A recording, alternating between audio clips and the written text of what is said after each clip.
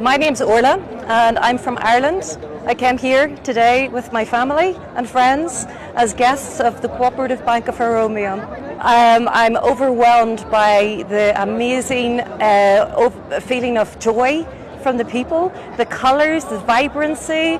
It is spectacular to behold. It's wonderful, a wonderful occasion. My husband and my friend have been here before and they said you have to come to Addis. It is an amazing city and Ethiopia is an amazing country. You have to come, you have to experience how wonderful and warm the people are and so friendly.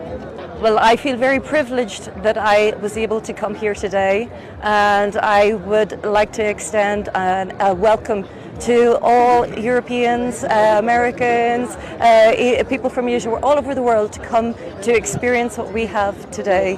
It is truly phenomenal. You have a beautiful city, a wonderful country and amazing people.